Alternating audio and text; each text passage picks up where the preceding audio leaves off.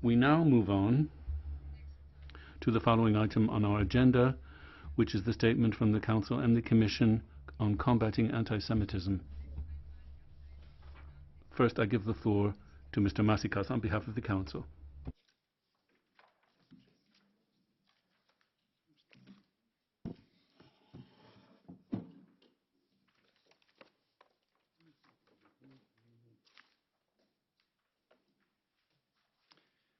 Madam President, honourable members,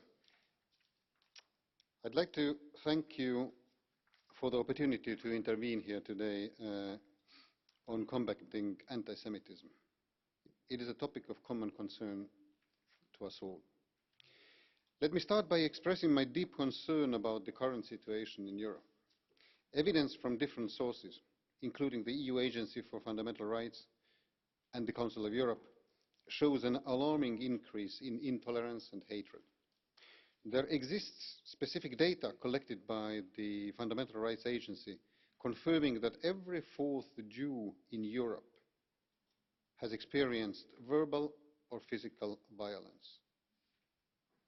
It is difficult to believe and understand that so many in our society reject the fundamental values of tolerance, respect and liberty, and instead choose to hate.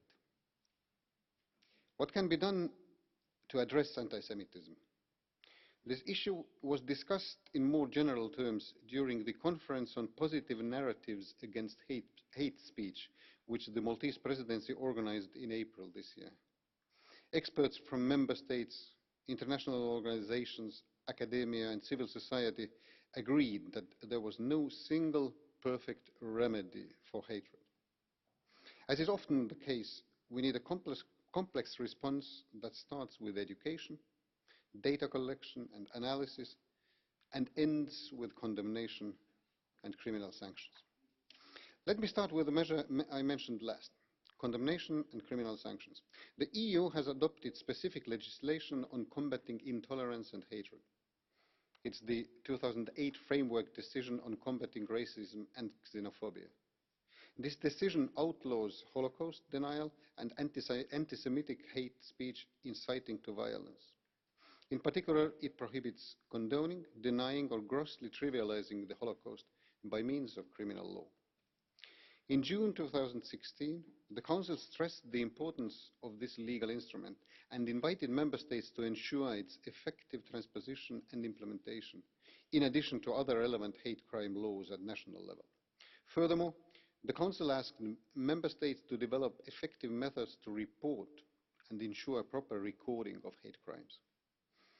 In the context of hate speech, the Council supports the Commission High-Level Group, which seeks to develop, together with the Member States, concrete practices and tools to improve responses to racism, xenophobia and other forms of intolerance. Actually, this group is meeting today and tomorrow.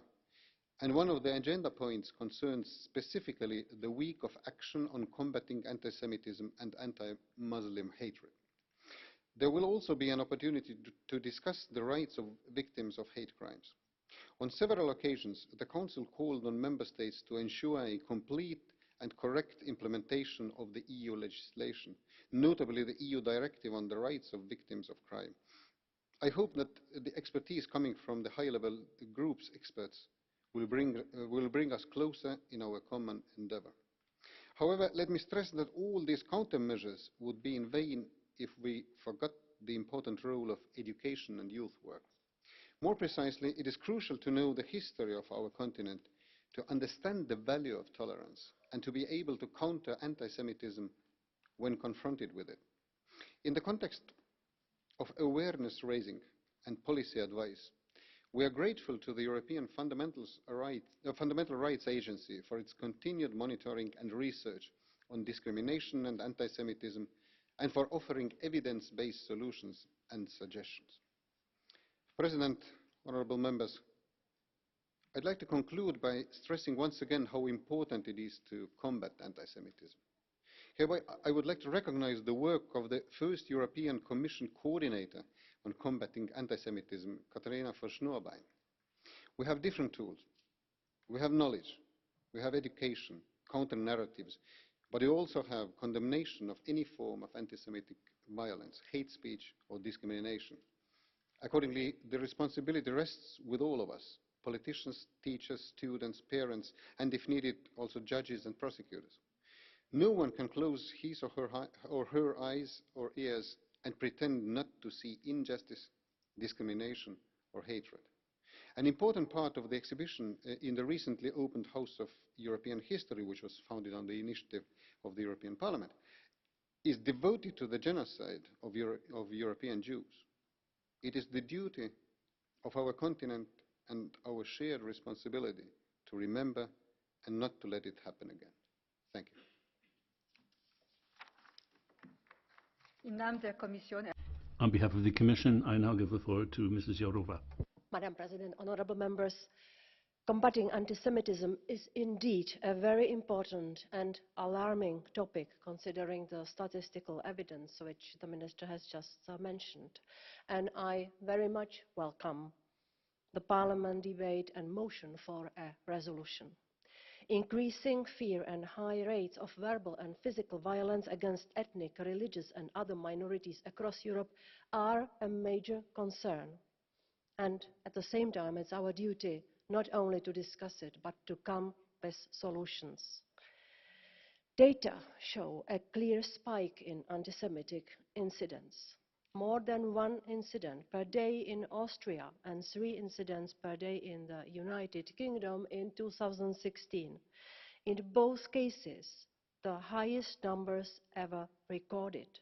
We are particularly worried about discrimination and harassment against Jewish youngsters who are more likely to experience anti-Semitism at schools and universities. Hostile environment in schools will put the next generation at risk of exclusion. All of us, collectively and individually, have the duty to fight against intolerance and hatred and reject all its expressions. We welcome the joint day of action with the European Parliament yesterday on combating anti-Semitism and anti-Muslim hatred, which brought together Jewish and Muslim youngsters. We are opening now 2 new funding calls for applications just today, making available €5.5 million to support civil society and member states authorities to better prevent and counter racism and xenophobia, including anti-Semitism and other forms of intolerance, hate crime and hate speech. Particular areas are hate crime training, empowering and supporting hate crime victims, and improving recording as well as data collection methodologies. Also today, I presented at the high-level group on combating racism, xenophobia and other intolerance the results of the implementation of the Code of Conduct we concluded in May 2016 with major IT companies to combat illegal hate speech online. I can inform you today that significant progress has been made and all IT companies have been improving reactions to notifications on manifest illegal hate speech, including anti-Semitic hate speech. Let me also inform you that I asked the EU Fundamental Rights Agency to conduct a large-scale survey on the experience of Jews with anti-Semitism, and we expect the results by early next year. It will be the first time that we are going to have comparable data on trends around anti-Semitism across the EU, following a first survey from 2013. On the occasion of this year's Holocaust Remembrance Day, we made the International Holocaust Remembrance Alliance definition of anti-Semitism available through our website. The Commission welcomes any useful tool that helps to prevent anti-Semitism.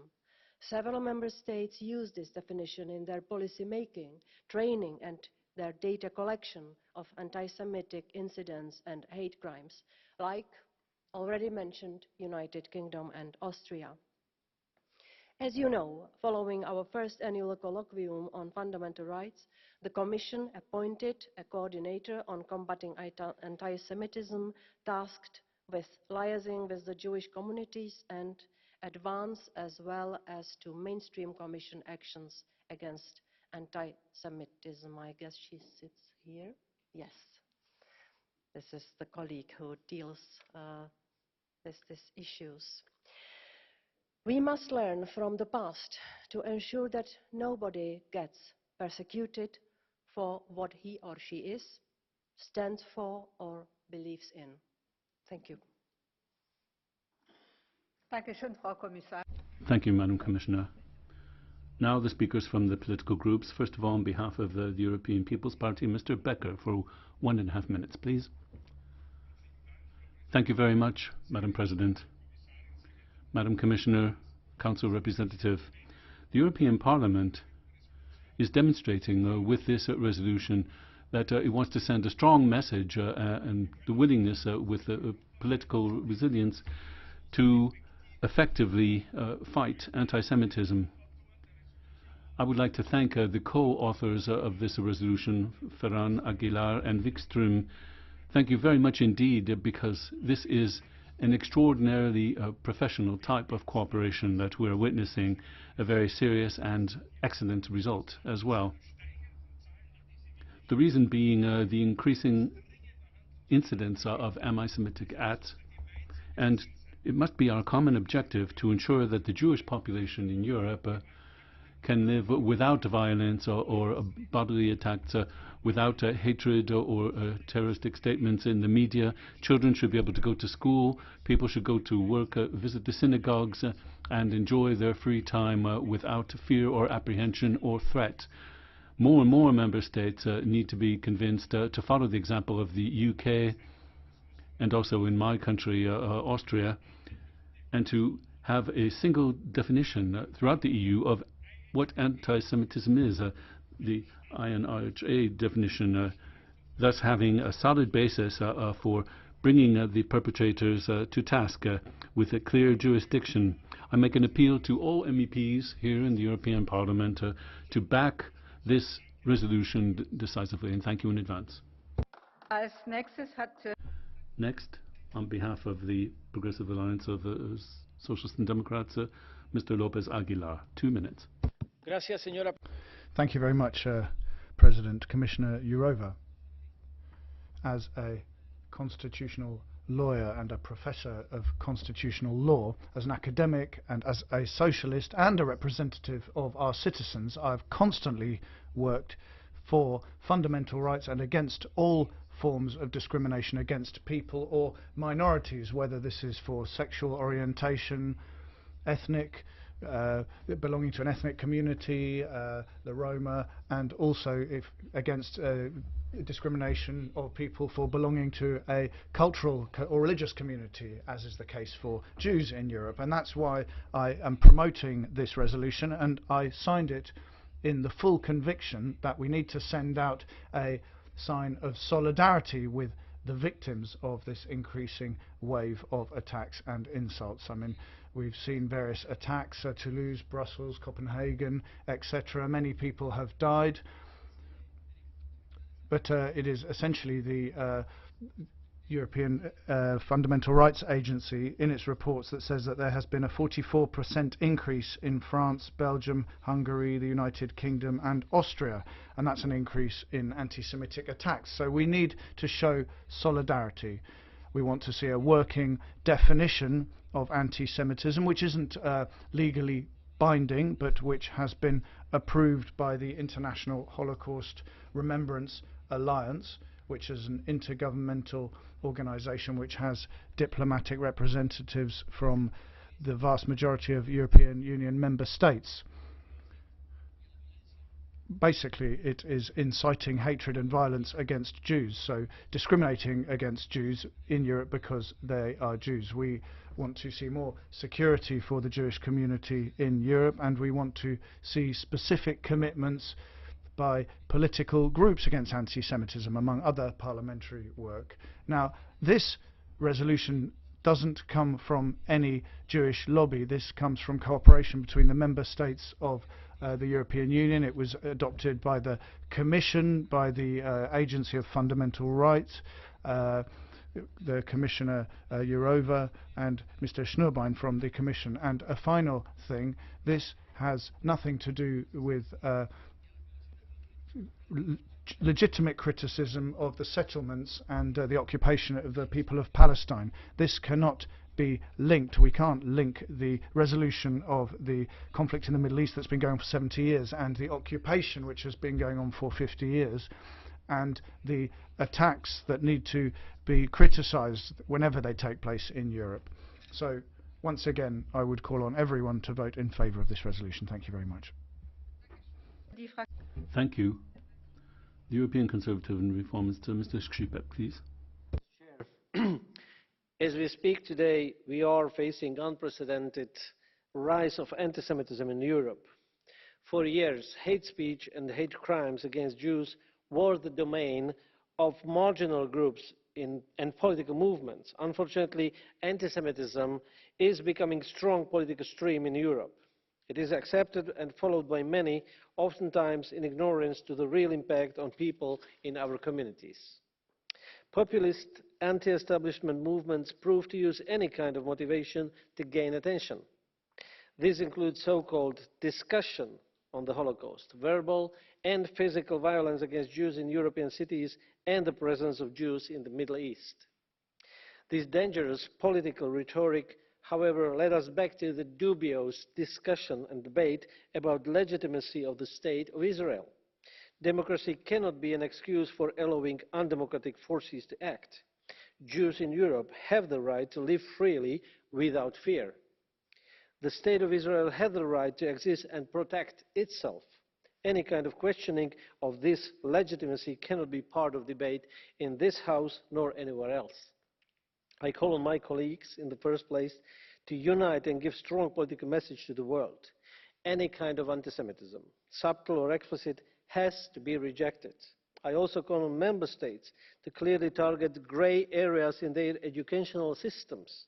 New generation of European citizens must be raised with awareness to this issue and to be able to refuse from the very beginning a malignant seed of anti-Semitism. Thank you. Thank you very much. And our next speaker on behalf of the group of the Alliance of Liberals and Democrats for Europe, Mrs. Wikström, you have the floor for 2 minutes. And I start by a quote by Simone Weil.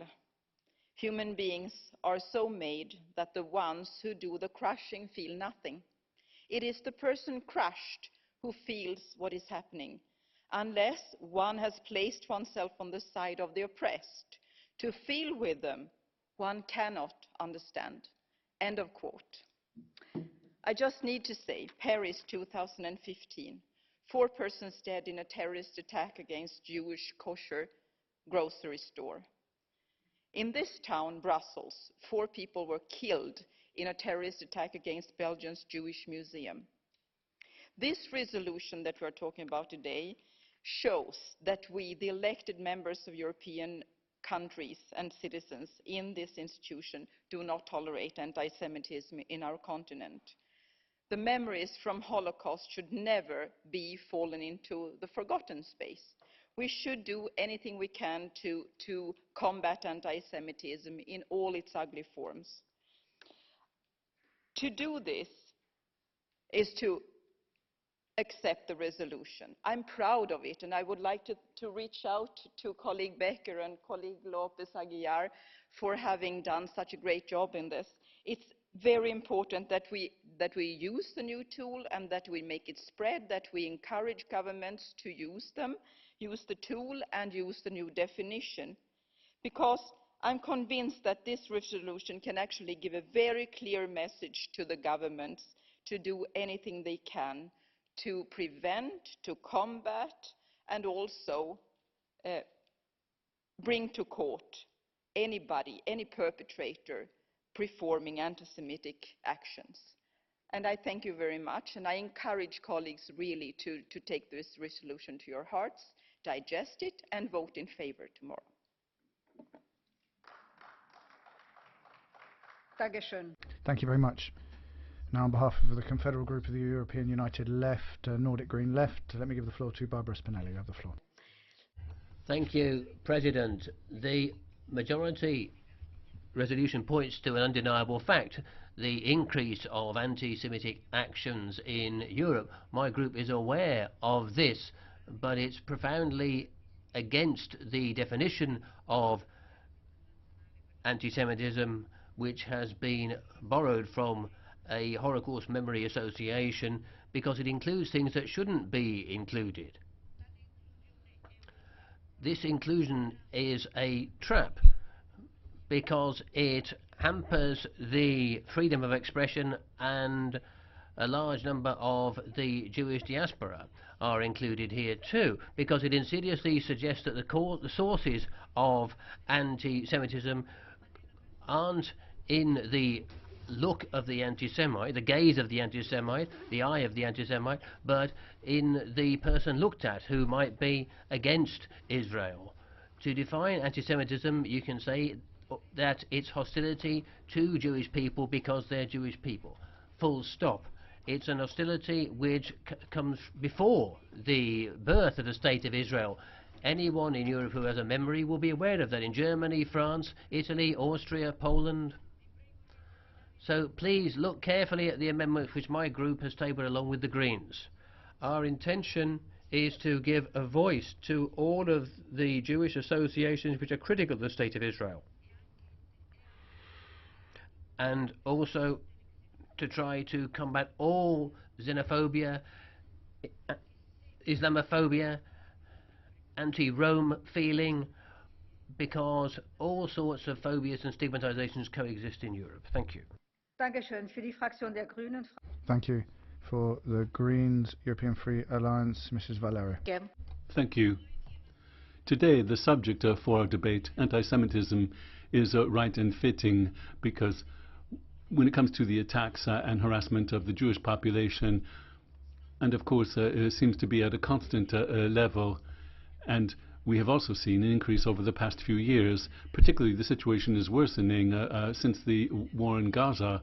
Many countries do not differentiate between the State of Israel and the Jewish population, and it's not just Nazi sympathists that are harassing them, but other groups as well, which creates a problem that's far more difficult to come to terms with. To deal with it, it's important to make a distinction between justified criticism of the State of Israel, just as we criticize other countries or even our own countries when that's justified or needed. It must be permissible to criticize the Israeli state and its settlement policy, etc., without being treated as an anti-Semite just for that. And when adopting a position on the definition of anti-Semitism, which has been taken up here today, there doesn't seem to be a consensus between Jewish organizations, even on the definition. The Jewish Peace Organization are quite clearly against, seeing a risk of restricting the freedom of debate and freedom of expression in Israel.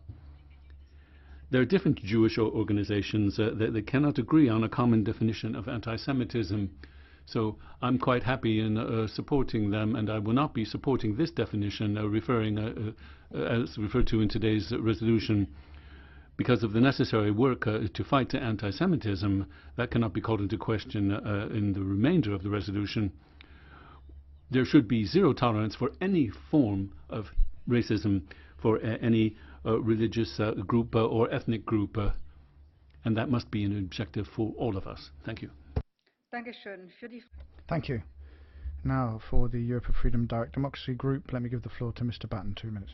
Now, anti-Semitism is on the rise in Europe, and this resolution does not attempt to understand the reasons behind it. Studies show that European Muslims are 10 times more likely to hold very unfavourable views about Jews than non-Muslims. There are two main reasons for the growth of the current strains of European anti-Semitism. The first is the anti-Semitic content of the Islamic tracts, the Quran, the Hadith and the Sunnah. The second is the dramatic growth in the number of Muslims in Europe over the last 50 years, a growth that is now spiralling upward. The problem is that many Muslims take literally what is written in their works of fiction. These works are full of exhortations for discrimination, hatred and violence, and not just against Jews, but Christians too. These hateful passages are being propagated by imams in mosques paid for by Saudi Arabia and other Islamic countries. These are not extremist forms of Islam, these are literalist forms of Islam. The passage that always sticks in my mind is the one from the Hadith which says, "Judgment day will not come until the Muslims fight the Jews. The Muslims will kill the Jews, and the Jews will hide behind rocks and trees. The rocks and trees will cry out, 'O Muslim, O faithful servant of Allah, there is a Jew behind me, come and kill him.'" If European governments were serious about combating this problem, they would do two things immediately. First, stop all overseas funding of mosques and imams. Secondly, end the mass immigration of Muslims into European countries. Any future migration from Islamic countries should be on a highly selective basis only. And only those migrants prepared to make a solemn and binding pledge that they reject the passages of hatred and violence should be admitted. Thank you.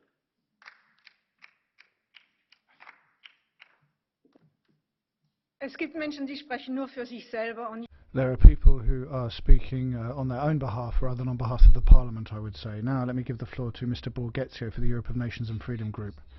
Thank you very much, President.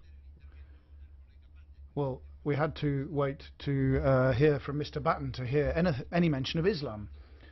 I mean, these documents and this whole discussion really are a serious example of politically correct language. I mean, there's a serious amount of self-censorship going on from the Council, the Commission and also this Parliament. I have to recognise the initiative of the President, the meetings and reflections that have been held, in which some of us participated and were very interested to participate in. But apart from that, I think there's an effort to try and move away and avoid the heart of the problem. Perhaps not all mosques preach anti-Semitism, perhaps not all Islamic websites call for anti-Semitism, and perhaps not all acts of violence that are carried out are Islamic in origin, but many of them are.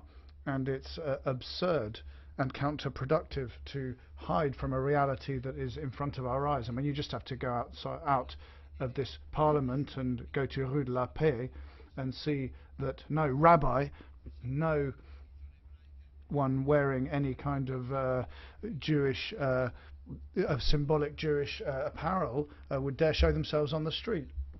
I think we have to be much more serious about defending their rights. These documents are very generic and superficial because Judaism is part of our cultural identity. Thank you very much, says the President. Now, Mr. Wolfe for the non-attached members. Thank you, Madam Speaker. As someone who has Jewish heritage in my family, I'm fully aware of the detrimental effect that racism can have on people. As someone of black heritage too, I have felt that in the past. I have spoken many times in this chamber and beyond about the ways that Israel, a beacon of freedom across the globe, has been attacked from all quarters. But I'm afraid that the definitions within this motion have caused me grave concern, a concern that I will feel will enhance those who wish to do the Jews and Israel harm. In particular, I am concerned about the adoption of the definition from the International Holocaust Remembrance Alliance. The definition is so broad and wide that if I may give this quote to you, "Palestine belongs to the Arabs. It is wrong and inhuman to impose the Jews on the Arabs." The author of this quote would have been imprisoned if we adopt this definition. The author of the quote was Mahatma Gandhi. There have been hundreds of politicians, writers, philosophers who have opposed violence but would be caught by this definition. Your definition may be well-meaning, but what you will be doing is preventing freedom of speech and creating the fear of speaking. That is why I would ask you to reflect. Go back to the drawing board, please. Thank you. Nun kommen wir zu den Now we move on to other speakers. Firstly, Mr. Martusciello, 1.5 minutes. Presidente. Thank you, Madam President. Madam Commissioner, you spoke about incidents affecting Jewish people. And if we look at them,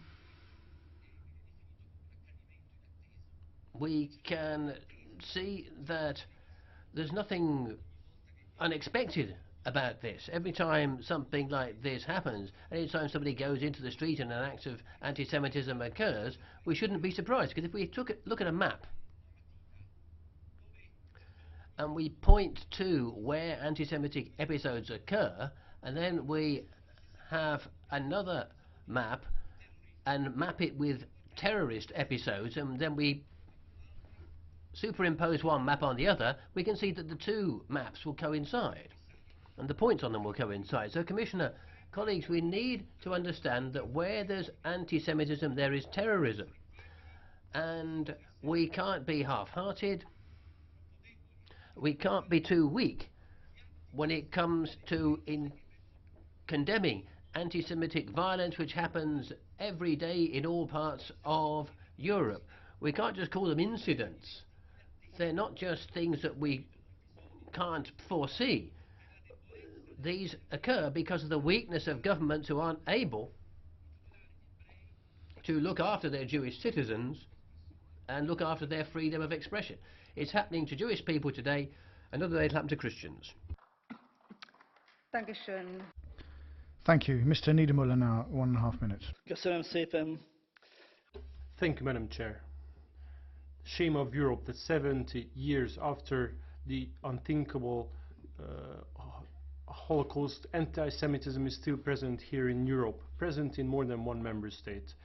It is our political and the moral duty to do our best to act against anti-Semitism and to guarantee the security of our Jewish citizens. It is simply unacceptable that anybody would be threatened and discriminated against in Europe because of being a Jew.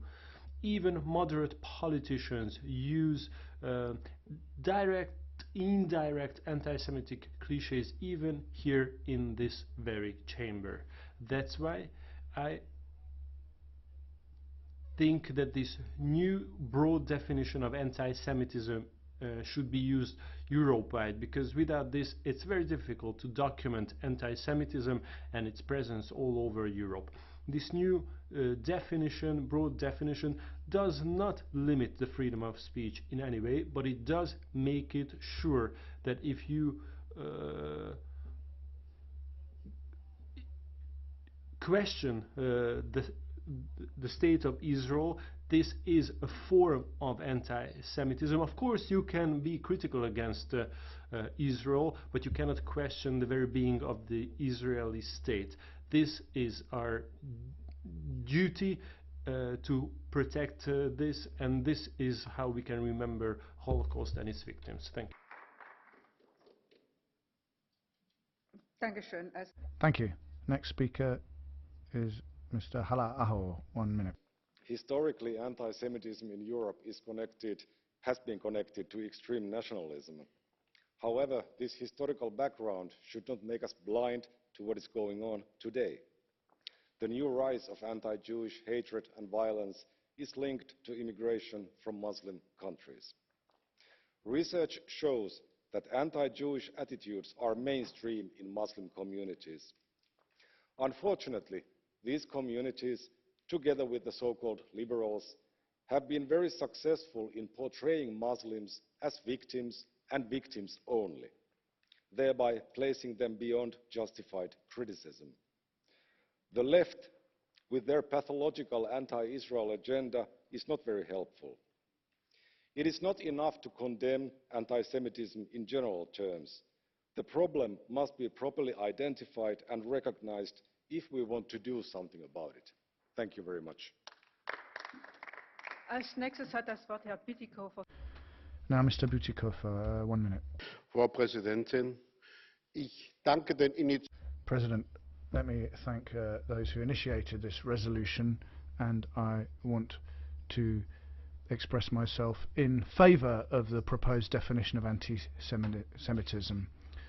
I would distance myself from the comment that this definition would make it impossible to criticise the policies of the State of Israel. That's simply not true. I say that as someone who grew up in a town, in which the first synagogue was built in the year 1104. My town was a capital of Jewish learning for many, many years.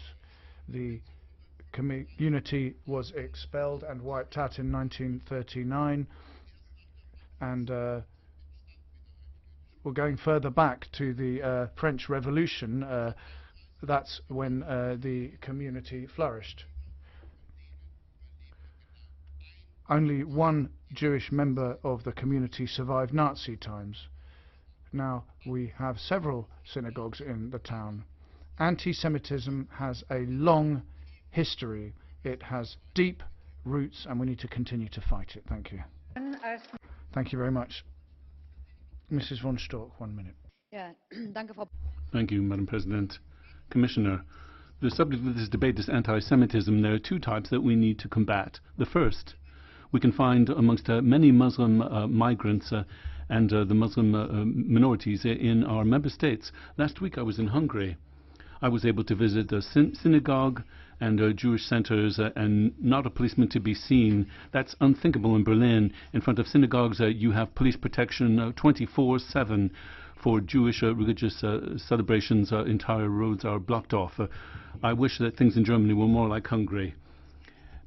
The second type of anti-Semitism can be found in this parliament. You have this decision for compulsory labeling of products from Israeli settlers.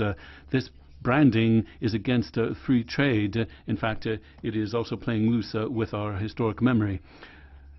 Let us fight anti-Semitism, not just paying lip service to it, but with deeds.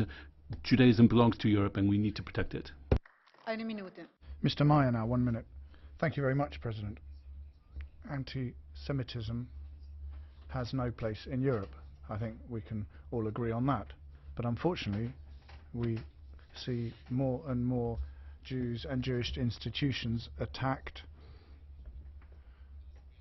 And it's very dramatic that synagogues need to have guards in front of them now. And that is also related to the migration crisis of last year, when uncontrolled migration from Islamic countries was allowed. And obviously radical Islamists came in with those migrants, and they are propagating their ideology here.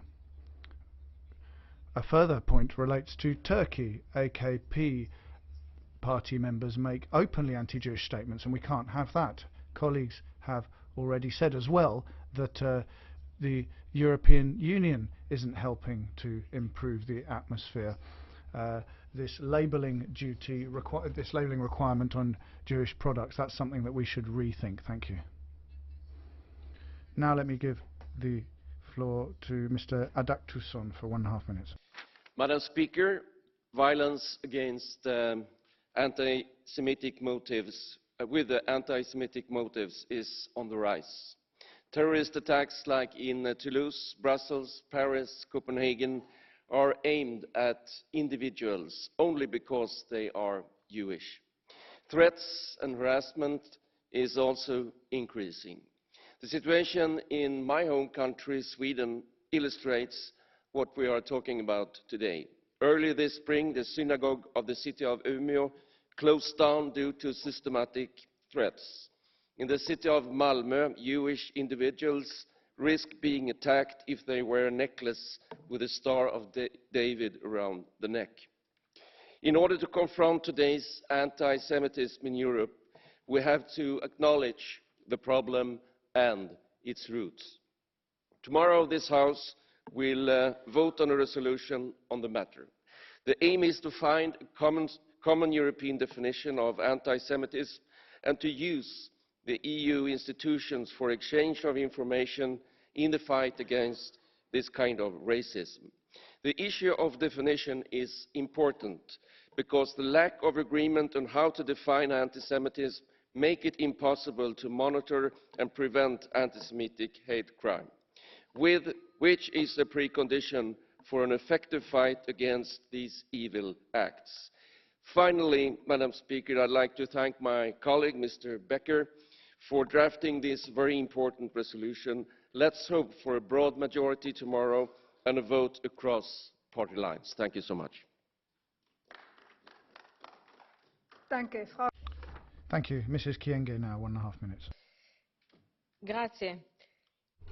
Thank you, Madam President. The incitement to hatred and violence in any form and any manifestation is incompatible with the values of the European Union and should be sanctioned.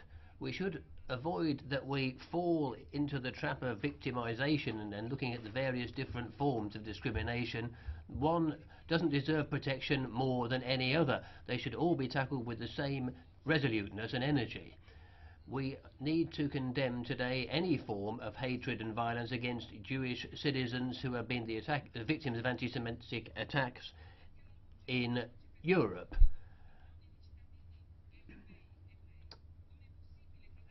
How is it possible, with these things happening, that member states can talk about national ethnic origin, race-based or religious-based ideas? Surely these are something which make the crimes even worse. Doing something about people who are preaching hatred and need to be more effective and enhanced. Nevertheless, we won't be able to bring about a new climate in Europe which can combat anti-Semitism unless we educate people and promote a culture of tolerance and respect for human rights. Not to mention dialogue and cooperation, getting together the various stakeholders in society at local and national level, working together, talking together, getting the various cultural, ethnic and religious communities together. Thank you. Thank you. Mr. Vistisen now, 1 minute. The increase in acts of anti-Semitism throughout Europe, as we're witnessing over the past few years, is a very serious matter that we would do well to think about. And in my own country, in Denmark, where recently we've seen the terror attacks that hit peace activists who were Jewish, and also synagogues where a bar mitzvah was being celebrated, proof that anti-Semitism in Europe is not something that belongs to the past. In fact, like in the past, we can see that most of the increase today, most of the attacks do come from minorities. Some Muslim centers where clearly they don't accept the Jewish presence because of the culture that they bring, the countries that they have traveled to in Europe. And we have to recognize the problems where they're the greatest. And therefore, in dealing with culture, any culture that does not recognize the rightful place of the Jewish religion in Europe. Mrs. Auken now, 1 minute. Yes, thank you, Madam President. I don't want to speak on my own behalf alone, but on behalf of 11 Jewish organizations throughout Europe that wrote to us today, all stating what she's saying in a quote. They are Jewish voices for peace from different countries, and let me quote. We strongly believe that a commitment to tackling anti-Semitism and all forms of racism is essential. Racism and anti-Semitism are generally covered by specific legislation in each European country and should be dealt with resolutely under these statutes. Endorsing the highly contentious and flawed IHRA document will not aid our collective endeavour to combat anti-Semitism. In our view, endorsement would significantly undermine the defences against anti-Semitism by expanding the concept in a politically motivated way. I think you should think twice of how these organisations look into this here. I think it's serious that they address us like this. Thank you. Ja, danke schön. Herr Belder. Thank you. 1 minute, Mr. Belder. Thank you, Madam President. Dear colleagues, fighting anti-Semitism is the name of this debate. And this leads me to raise a personal question. What am I doing and what are you doing against the expressions of the great evil that is anti-Semitism, hatred of the Jews? This question is all the more resounding today because anti-Semitism has become normal, in inverted quotas, within the borders of the European Union for years now. How should I know? Just by opening my ears and my eyes in our society, through the media, in studies, but particularly through personal contacts with the victims of anti-Semitism. I've heard it in Strasbourg and here in Brussels, the normal nature of anti-Semitism. All of these stories about daily acts of anti-Semitism that we hear from our colleagues in the Jewish community should lead us to ask clearly, are we forming a living wall against them, or do we accept that hatred of the Jews is normal, particularly the very commonplace form of hatred, a hatred against the Jewish state of Israel? Let us not allow this debate to make us look bad in history. Als nächstes hat das Wort Frau Fotyga. Mrs. Fotyga, next to 1 minute. Thank you. Holocaust denial has been penalized by majority of EU member states, yet recently voices raise questioning this solution.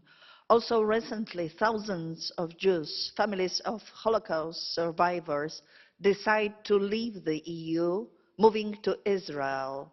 They see no future here. I think that early warning is needed about the awful rise of anti-Semitism in Europe. Thank you. Als nächstes hat das Wort Frau Trebesius. Next, Mrs. Trebesius, 1 minute. Vielen Dank, Frau Vorsitzende. Thank you very much, President. In April this year, a report was published on anti-Semitism, and an expert in the Commission said in that report that Jews in Germany see themselves increasingly threatened by Muslims. Social media are a main element by which hatred against Jews is spread. A study back in 2013 shows that most anti-Semitic attacks are carried out by Muslims, and then left-wing extremists, and after that right-wing extremists. Now, given that we don't have a massive Muslim population in Europe, this group is massively overrepresented in the perpetrators, and this is not mentioned in today's resolution. It instead tries to propagate multiculturalism. I mean, it's all well-meaning, but it's very naive. In my town, Hamburg, we have these remembrance plaques on the pavements that remember families who were murdered during the Holocaust. Let's not tolerate attacks on our Jewish citizens out of a misplaced tolerance. Only a clear analysis enables us to defend our values. Otherwise, signing up to European values become just empty phrases. Thank you very much. Thank you, Mrs. Trebesius. Now we have procedure catch the eye. As first speaker, Madam Patricia ŠULIN. Take the floor, please. Thank you very much for the floor, Mr. President. Europe is based on Judeo-Christian values, and Jews have been, are, and will be a part of Europe. The sad truth, however, is that they have been, and still are, persecuted and exposed to inappropriate, unnecessary, and unjustified violence, not only verbal but also physical. Not because they themselves did anything wrong, but simply because they are Jews. That's why it's extremely important to offer them concrete physical protection. I therefore support the resolution, especially the part that calls for a working definition of anti-Semitism. This is crucial in order to identify anti-Semitic acts and prevent them. Anti-Semites often hide behind and look for excuses in saying that they are not anti-Semitic, that they simply criticize the acts and measures of the Israeli state or government, just like we are critical to other governments and countries. But the line here is very thin. and a working definition of anti-Semitism would enable us to face up to this challenge and to expose those who spread anti-Semitism in order to prevent them from doing so. Freedom of speech is a valuable right that should not be abused for spreading hate. Thank you. Chwala. Onorevole Nicola CAPUTO, prego.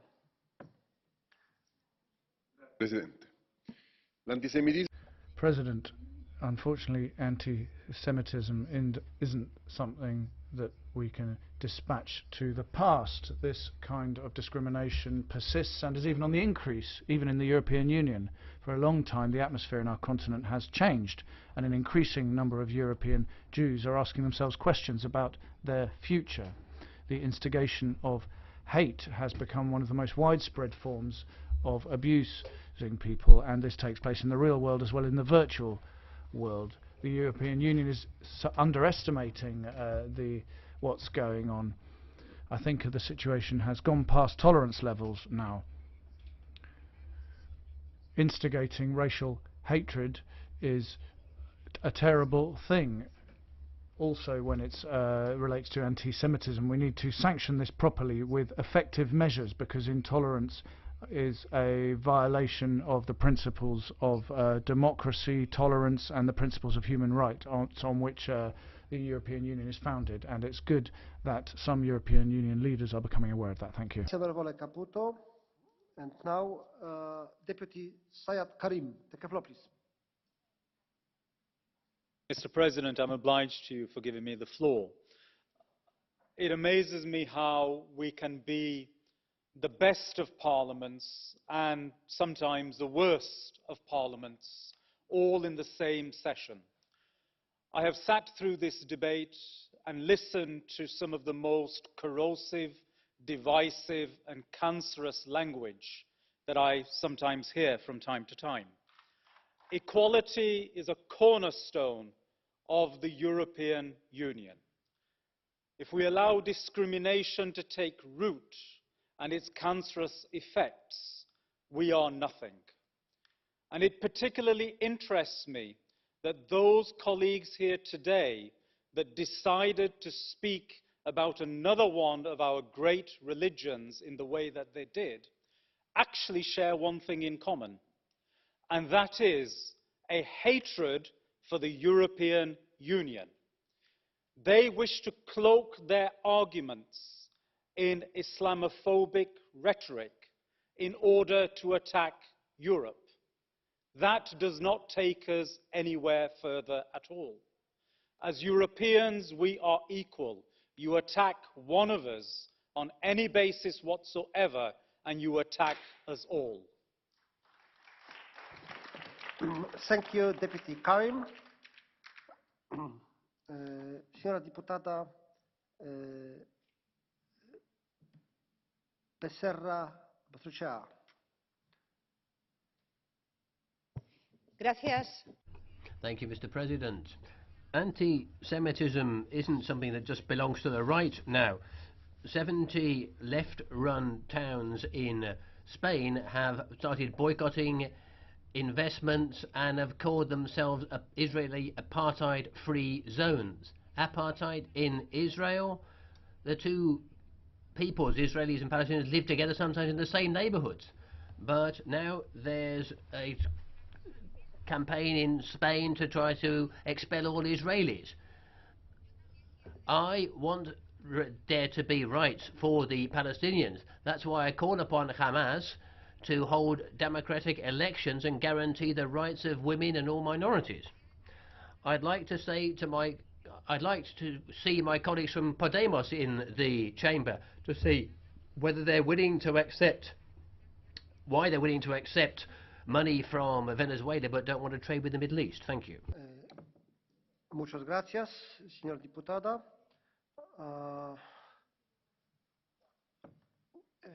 Madame Marijana PETIR, take the floor, please. Hvala lijepo, gospodine predsjedniče. Oštro osuđujem svaku vrstu nasilja I govora mržnje. Nasilje I Violence and hate speech are the absolute mirror opposite of European values. in the European Union, everything must be done to eradicate these scourges. This resolution is only one step in that direction. What brings us together in this fight against anti-Semitism in the European Union? Indeed, it's a priority. Having said that, we need to wonder what lies behind these modern-day anti-Semitic roots. One of my big Jewish friends sees this as an attack on the state of Israel, which should be clearly recognized. We need to do more to support the peace process in the Middle East, a process to create effective legal mechanisms to punish the perpetrators of hate crimes, whether they are citizens of the European Union, because everybody has the freedom of religion. Hate crimes due to religious beliefs are on the increase in Europe, and this is one of the fundamental values and freedoms that we enjoy in Europe that needs to be protected. Thank you. Madame députée Maria Arena, s'il vous plaît. Ce projet de texte. This draft text is important because it recalls that anti-Semitism is a serious form of racism which cannot be accepted, and it's something that we need to fight against. In spite of that, however, it contains a reference to a contested definition which is particularly ambiguous because it makes links between clear anti-Semitism, which we should condemn, and a criticism that is made against policies of the Israeli government. It would have been better to stick to a definition that didn't contain the examples that this definition has, which doesn't. The examples don't help, and they create ambiguity, and it weakens the excellent work that our colleagues have done on this text. Thank you. Merci beaucoup, Madame Arena. Torasis Vuleftis Takis HADJIGEORGIOU.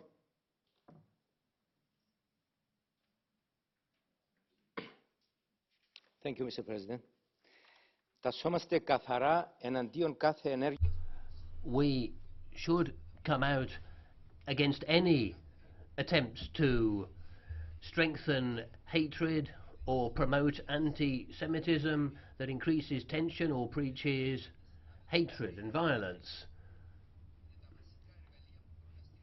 And in fact, well-being and prosperity are the best ways to combat these things, because any steps to promote anti-Semitism or Islamophobia are praiseworthy, because anti-Semitism isn't the same as being anti-Israel. At the end of the day, any attempt to force the Palestinians to do the Israelis will work against their own interests in the end. Thank you. Aristo.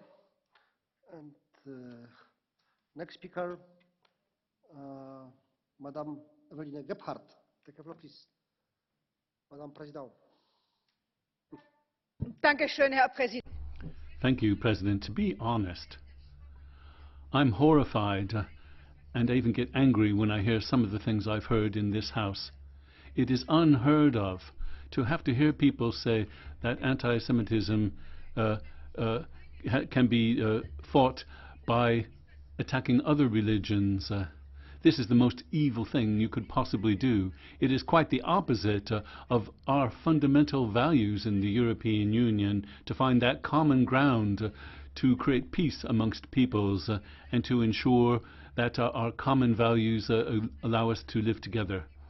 One thing I will say, my grandmother always told me, she said, never point fingers at anybody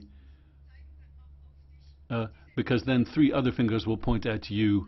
And I think that these people need to have 3 fingers pointing at them today. Thank you. Vielen Dank, Madame GEBHARDT. And now, on behalf of the European Commission, Madam Commissioner Věra Jourová, take the floor, please. Thank you very much, Mr. President. Honourable members, as I said at the beginning, this is a very important debate on really alarming topic. Some of you mentioned that it must be the matter of solidarity to help and to protect the people who are affected by anti-Semitism. But I must say that solidarity is not enough. We need to ensure security for all the people. And speaking about security, we are in the field of criminal justice. Some of you mentioned that we need a legal framework. Well, I can only inform you about something you know yourself, that the member states are very well equipped with the necessary legislation, because we have the framework decision on racism, on combating racism and xenophobia, and the member states are due to implement it in full. To my regret, not in all the member states, still the situation is satisfactory, because still we have some member states where the denial of Holocaust, for instance, is not properly implemented as the criminal wrongdoing in their criminal codes, and we have many other problems also with the definitions and so on. But the Commission is pushing very hard on the member states to have the legislation in place. Speaking about criminal justice, I want to respond also to those who mentioned the aggressive jihadism. This is captured, and this must be fought by means of criminal justice as well. You know that we have very strict now legislation combating radicalization and terrorism. We have very strict rules and laws which enable our member states to punish not only those who are the perpetrators of violent crime, but also of those who are helping, who are protecting, who are supporting with finance, who are supporting with information, with shelter and so on. So we are equipped and we have to act. Speaking about criminal justice, however, I must say that for me, criminal justice is last resort. We must do much more, because here in Europe we face not only the situation that we have high number of people who are able to do the criminal offences against the people of another race or another religion. Unfortunately, I must say this is running or happening in Europe on the basis of passivity of the society and of the silent acceptance of the society. And this is something we already witnessed in our history several times. And so we need to do much more than to prohibit the criminal wrongdoing. We need to act against this passivity and to help the society to be much more vocal, to say this is not only prohibited, this is totally unacceptable. And I am speaking about all sorts of violence against some group of people and minorities. I would warn very strongly against some attempts to impose again collective guilt in Europe, because this is where we must never get again. Today we had a very good debate with the IT providers and NGOs and the representatives of the member states on combating hatred and hate speech online. You mentioned it also several or many times here, and we agreed on the fact that we need to work together, we need to invest a lot, we need to use all our collective energy and determination against this phenomenon, and to work in the direction of having hate-free Europe. It's a very high ambition, but we have no other way. We have to do it, and we have to try.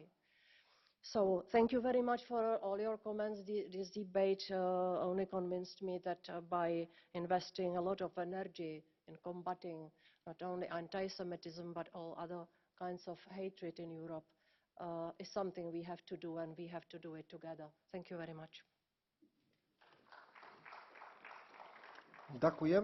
Thank you much indeed, Madam Commissioner. And now, on behalf of Council, Mr. Deputy Minister Matti Maasikas from Estonia.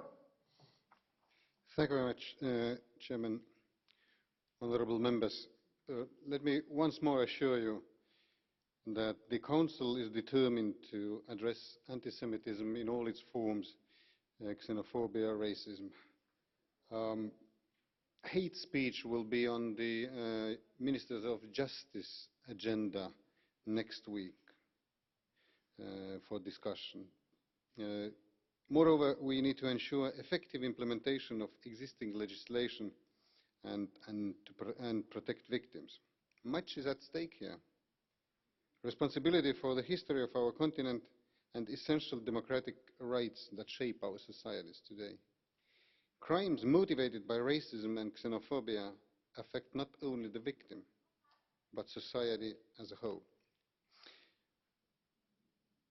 In the name of the Council, I have followed this debate very closely and paid particular attention to the views expressed. And I wish all the strength and wisdom to this House for votes of tomorrow. Thank you very much.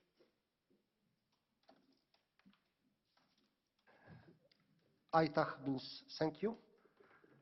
Mr. Minister, aitäh znaczy po estońsku dziękuję. Dziękuję bardzo panu ministrowi za wystąpienie. Aitäh means thank you, so I would like to thank you for the speech on behalf of the Council. And with this we can end this debate. I have received 2 resolution texts to close this debate. So hereby the debate is closed and the vote is scheduled for tomorrow, as it's a 2-day debate. With this we move on to the next point on the agenda. The report by Jarosław